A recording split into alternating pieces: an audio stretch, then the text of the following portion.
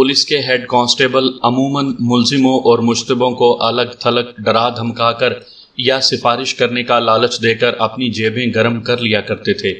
हिदायतुल्लाह के मुतल्लिक मुझे पहले भी रिपोर्ट मिली थी कि ये काम किया करता है।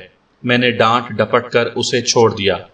उससे फारिग होकर मैंने हिंदू मुहर्रर हेड कांस्टेबल से कहा कि किसी कांस्टेबल को भेजने के बजाय वो खुद जाए और किसी ऐसे सुनार को बुला लाए जो तमाम सुनारों का पंच या बुजुर्ग हो, यानी जिसका अपनी बरादरी पर असर रसूख हो। मुहर्रर के साथ एक के बजाय 2 सुनार आ गए। उनमें एक वही था जिसने मसरू का जेवर तैयार किया था। उसे मैं गुज़िश्ता रोज़ भी बुला चुका था और उसने कहा था कि उस नकल के नमूने का असल जेवर दिलशाद के लिए उससे बनवाया गया था। मैंने नकली हार और कड़े उन्हें देकर कहा कि चंद रोज़ पहले सोने का ये पानी चढ़ाया गया है। मैं ये मालूम करना चाहता हूँ कि ये नकल किसने बनवाई है। मैंने कहा हो सकता है यहाँ से बनवाई ही ना गई हो। आप मालूम करें और सबसे कहें कि जिस किसी ने ये नकल बनाई है उसने कोई जुर्म नहीं किया, बल्कि वो एक मुजरिम को पकड़ने में मदद दे। उसे शाबाश मिलेगी और मैं उसका बहुत मशकूर होऊंगा, बल्कि ये मुझ पर एहसान होगा। उसके साथ ही ये भी कह देना कि मुझे बाद में पता चला या मुजरिम ने मुझे बताया कि उसने ये नकल फलां सुनार से बनवाई थी, तो फिर ये उसका जुर्म होगा। शहादत छुपाना बहुत बड़ा जुर्म है। उस चोरी का अभी कोई सर पैर नहीं मिला। बूढ़े सुनार ने कहा, आपके हेड कांस्टेबल हिदायतुल्लाह साहब 3-4 बार एक दुकान पर जाते रहे हैं। मैं तो समझता था कि वो इसी तफ्तीश के लिए जाया करते थे। उस सुनार से आप लोगों ने पूछा होगा कि हेड कांस्टेबल ने क्या तफ्तीश की है। मैंने बनावटी हंसी से पूछा। मैं उन पर यह जाहिर नहीं करना चाहता था कि मुझे मालूम ही नहीं कि मेरा कोई हेड कांस्टेबल किसी सुनार की दुकान पर जाता रहा है। किसी हेड कांस्टेबल का किसी सुनार के यहाँ जाना जुर्म भी नहीं। वो अपनी बहन या किसी और रिश्तेदार के लिए जेवरात बनाने जाता होगा। फिर भी मैंने जहन में रख लिया कि हिदायतुल्लाह वहाँ जाता रहा है। उसमें छुपाने वाली तो कोई बात नहीं थी। दूसरा सुनार बोला, सरकार, मैंने उस सुनार से पूछा था कि पुलिस हवालदार क्यों बार बार आता है। उसने डरते डरते कहा था कि पुलिस हवालदार कहता था कि किसी को इस काम का पता ना चले। सुनार को बहुत अफसोस था कि हवालदार हिदायत ने उससे काम करवाया और उसे पैसे इतने थोड़े दिए कि मूल भी वसूल नहीं हुआ। ये नहीं बताया कि काम क्या था। नहीं, सुनार ने जवाब दिया। कहता था पुलिस हवालदार मना कर गया है। ये कोई और चक्कर था। चक्कर नहीं कहना चाहिए। हिदायतुल्लाह ने अपने घर का जेवर बनवाकर पैसे बहुत थोड़े दिए होंगे और सुनार से कहा होगा कि किसी को पता ना चलने दे। मैंने थाने के स्टाफ को सख्ती से कह रखा था कि किसी मजदूर से बेगार नहीं लेनी और किसी दुकानदार से कोई चीज़ मुफ्त नहीं लेनी। अगर वो मुफ्त पेश करे तो भी नहीं लेनी।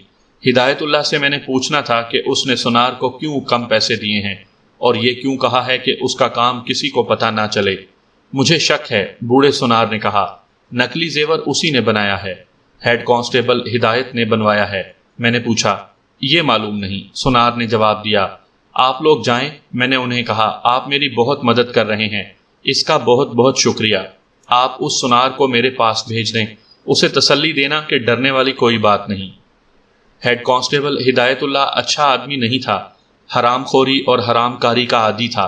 रात को वो मेरी गैर हाजिरी में गफूर और शफ़ो के पास बैठा रहा था। अब पता चला कि एक सुनार से कोई काम करवा के उसे पैसे भी पूरे नहीं दिए। मैंने उसकी तय बिठाने के लिए एक कांस्टेबल से कहा कि हिदायत को मेरे पास भेज दे। वो बहुत देर तक ना आया तो मैंने आवाज़ दी। कांस्टेबल ने बताया कि हिदायत थाने में नहीं, कुछ देर पहले वहीं था। मैंने कहा कि उसे तलाश करो। कुछ देर बाद पूछा तो भी जवाब मिला कि नहीं है। फिर किसी ने कहा कि आ रहा है। वो बाहर से आ रहा था। मैंने उसे बुला लिया और दफ्तर में ले गया। उससे पूछा कि उसने फलां सुनार से क्या काम करवाया था। अपनी भतीजी के लिए 2 मुड़कियां बनवाई थी। उसने जवाब दिया। उसे पैसे पूरे दिए थे? 4 पैसे ज्यादा ही दिए होंगे जी। उसने कहा, क्यों मलिक साहब, उसने मेरी शिकायत की है। अब कहाँ से आ रहे हो? ये वक्त हो गया है मलिक साहब। उसने दोस्तों जैसी बेतकल्लुफी से कहा, अब जाकर नाश्ता किया है। क्या तुम्हें मालूम है कि तुम तस्दीक शुदा हरामी हो? मैंने कहा, बाज़ लोगों के मुतल्लिक शक होता है। तुम्हारा मामला बिल्कुल साफ है। अगर उस सुनार ने कह दिया कि तुमने उसे इतने थोड़े पैसे दिए کہ اس کا مول بھی وصول نہیں ہوا تو تمہیں وہ باپ یاد دلا دوں گا جو تمہارا باپ نہیں ہے۔ ہدایت اللہ کے ڈھیٹ پن کا یہ عالم تھا کہ وہ ہنس پڑا اور بولا، ملک صاحب، کبھی 4 پیسے ہماری جیب میں آ گئے تو بخش دیا کریں، آپ نے تو ہماری روزی والی ٹوٹی ہی بند کر دی ہے۔ میں اسے گالی گلوچ کر رہا تھا کہ سونار آ گیا۔ اس کی چال اور اس کی شکل بتا رہی تھی کہ ڈرا ہوا ہے۔ وہ ادھیڑ عمر، مریل اور سوکھا ہوا ہندو تھا۔ اس نے میرے سامنے آ کر ہاتھ جوڑے اور کہا، سلام حضور۔ تو مجھے محسوس ہوا کہ یہ اس کی زندگی کے آخری الفاظ ہیں اور اس کی روح اس کے پنجرے جیسے پنجر سے آزاد ہو گئی ہے۔ آؤ لالا جی۔ میں نے اس کے ساتھ ہاتھ ملانے کو ہاتھ اس کی طرف کیا تو اپنا ہاتھ آگے کرنے کے بجائے میرے ہاتھ کو یوں دیکھنے لگا جیسے میں اسے کوئی ایسی چیز پیش کر رہا ہوں جو اس کے لیے حرام ہے۔ آخر اس نے دونوں ہاتھوں میں میرا ہاتھ پکڑ لیا۔ میں نے کہا، ڈرو نہیں لالا جی، آؤ اندر بیٹھو۔ اسے دفتر میں کرسی پر بٹھا کر نکلی ہار اور کڑے اس کے سامنے رکھ دیے اور بغیر تمہید کے اس پر حملہ کر دیا۔ یہ چیزیں آپ نے بنائی تھیں لالا جی؟ میں نے احترام کے لہجے میں کہا۔ یہ آپ سے کس نے بنوائی تھیں؟ بیچارہ اتنا سہما ہوا تھا کہ ان چیزوں کی طرف دیکھتا اور ڈرتا تھا۔ میں نے اپنا سوال دہرایا تو اس نے میری طرف دیکھا۔ اس کے ہونٹ اس طرح کانپ رہے تھے جیسے اسے سخت سردی لگ رہی ہو۔ میں نے ایک بار پھر اس سے پوچھا کہ یہ چیزیں اس نے بنائی ہیں؟ اس کی حالت پہلے سے بھی خراب ہو گئی۔ لالا جی، میں نے دوستوں کی طرح کہا، آپ نے کوئی جرم نہیں کیا، آپ کیوں ڈرے ہوئے ہیں؟ کیا آپ مجھ سے ڈرتے ہیں یا آپ سے کوئی غلطی ہو گئی ہے جو آپ مجھ سے چھپانا چاہتے ہیں؟ اس نے رونی سی صورت بنا لی اور پیچھے دیکھا۔ اس کے پیچھے دروازہ تھا۔ مت ڈریں لالا جی، میں نے کہا، میں آپ کی طرح ایک انسان ہوں۔ میں نے آپ کو ملزم سمجھ کر نہیں بلایا۔ مجھے آپ کی مدد اور آپ کی رہنمائی کی ضرورت ہے۔ میں بڑی ہی مشکل سے اس شخص کو نارمل حالت میں لایا اور وہ بات کرنے کے قابل ہوا۔ جب میں نے دیکھا کہ وہ صحیح حالت میں آ گیا ہے تو میں نے اسے پوچھا کہ آپ اس قدر خوفزدہ کیوں ہو گئے ہیں؟ پولیس کے ڈر سے، اس نے جواب دیا۔ پولیس حوالدار کی بڑی پاور ہوتی ہے۔ میں آپ سے ایک عرض کرتا ہوں کہ میں جو کچھ بھی بتاؤں وہ آپ اپنے حوالدار ہدایت اللہ کو معلوم نہ ہونے دیں۔ کیا آپ کو معلوم نہیں کہ اس کے اوپر ایک چھوٹا تھانے دار اور ایک بڑا تھانے دار ہوتا ہے؟ میں نے پوچھا۔ اس سے آپ کیوں ڈرتے ہیں؟ میری موجودگی میں اس کی کوئی پاور نہیں۔ آپ بے فکر ہو کر بات کریں۔ یہ ہار اور یہ کڑے جو آپ نے مجھے دکھائے ہیں، یہ مجھ سے ہدایت اللہ نے بنوائے تھے، اس نے کہا اور ایک بار پھر پیچھے دروازے کی طرف دیکھا، پھر بولا، اس نے کہا تھا کہ یہ ایک دن میں بن جائیں اور ان پر سونے کا پانی اس طرح چڑھے کہ یہ اصلی لگیں۔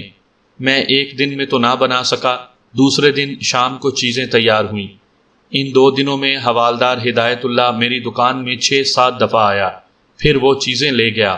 میں نے اسے جو پیسے پہلے بتائے تھے ان میں سے آدھے بھی مجھے نہیں ملے۔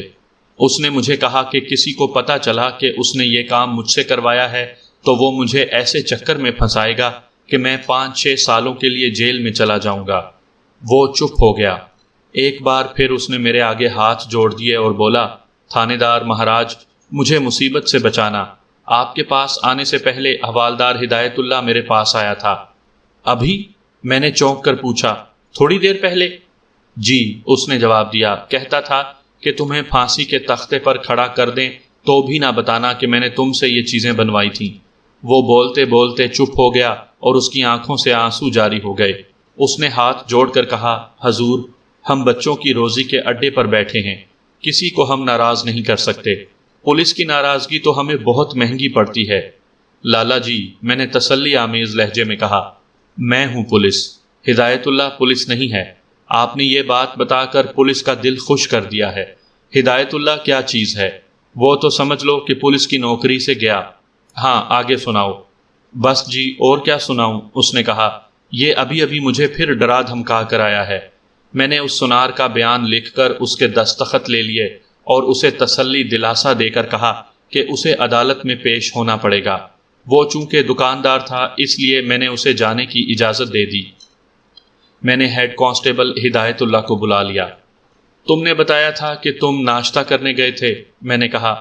میں تمہیں موقع دیتا ہوں کہ ایک بار پھر سوچ لو اور ایسا جھوٹ بولو جسے میں سچ مان لوں۔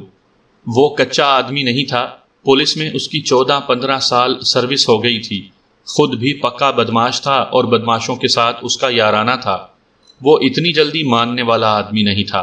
بات لمبی ہو جائے گی، ورنہ میں آپ کو اس کا ایک ایک لفظ سناتا جو اس نے مجھے رام کرنے کے لیے استعمال کیا تھا۔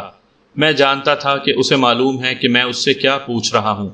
اس نے اس سنار کو آتے دیکھا تھا۔ تم ناشتہ کرنے نہیں گئے تھے، میں نے اسے کہا۔ پہلے 2 سناروں کو دیکھ کر تم نے جان لیا تھا کہ میں اس سنار کو بھی بلاؤں گا جس سے تم نے یہ ہار اور کڑے بنوائے ہیں۔ تم اسے ڈرانے دھمکانے کے لیے چلے گئے تھے۔ بولو، کیا یہ جھوٹ ہے؟ نہیں ملک صاحب، وہ یک لخت معصوم بن گیا اور اس نے ایسے لہجے میں جواب دیا جیسے ابھی ابھی اسے اطلاع ملی ہو کہ اس کے والدین فوت ہو گئے ہیں۔ کہنے لگا، آپ سچ کہتے ہیں۔ دیکھو ہدایت، میں نے کہا، تم مجھے جانتے ہو، تم خود پولیس کے بڑے پرانے ملازم ہو۔ مجرموں کی طرح میرے ساتھ بات نہ کرو، سیدھی سیدھی بات کرو، پھر میں دیکھوں گا کہ میں تمہارے لیے کیا کر سکتا ہوں۔ یہ ہار اور کڑے جو تمہارے سامنے پڑے ہیں، یہ تم نے بنوائے تھے۔